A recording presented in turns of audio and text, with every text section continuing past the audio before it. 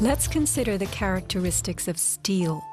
Steel is an alloy of iron containing added carbon for flexibility, workability, and strength.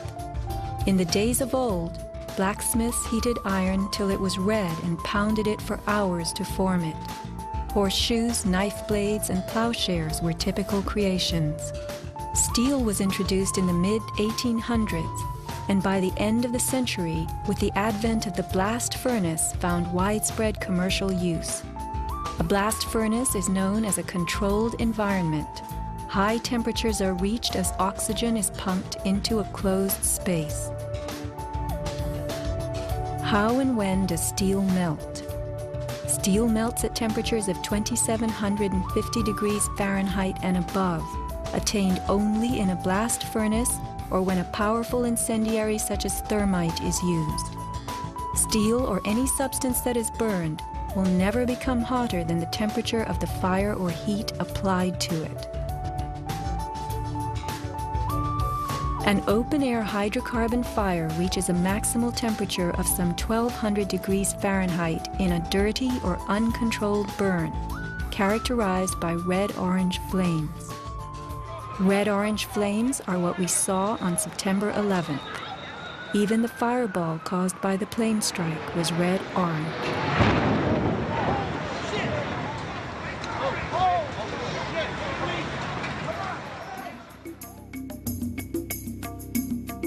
A controlled burn falls between a dirty burn like a fireplace and a controlled environment, the blast furnace. A controlled burn employs a regulated mix of air and fuel, an example being your gas stove or the engine in your car. You can fire up your gas stove all day long, making soup, roasting a duck, or simmering a stew. Made of steel, your stove will not melt, and nor will your pots and pans. This is a kerosene heater designed for use in any ordinary house. The heater runs on jet-grade kerosene contained in this tank. Made of steel, the heater can operate all night and all day. The kerosene fumes ignite and burn inside it, never causing even the smallest part of this heater to weaken or melt. Yet we were led to believe that these tremendous buildings, framed in steel and surfaced in aluminum, totally collapsed from small scattered fires and 90 minutes of smoke. Take note of these hurtling beams, thrown laterally outward as the tower comes to earth. Would fire have the strength to eject such huge hunks of metal? MIT engineering professor Thomas Eager's 2001 paper is officially considered the academic standard for explaining the World Trade Center collapses. In it, he tells us that steel loses half its strength at 650 degrees Celsius, and that the fires that day did not get much hotter than this. He stresses, however, that the fires did not burn evenly.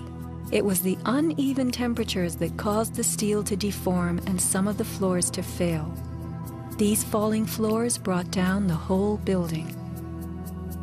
While it was impossible for the fuel-rich diffuse flame fire to burn at a temperature high enough to melt the steel, its quick ignition and intense heat caused the steel to lose at least half its strength and to deform, causing buckling or crippling. This weakening and deformation caused a few floors to fall, while the weight of the stories above them crushed the floors below, initiating a domino collapse.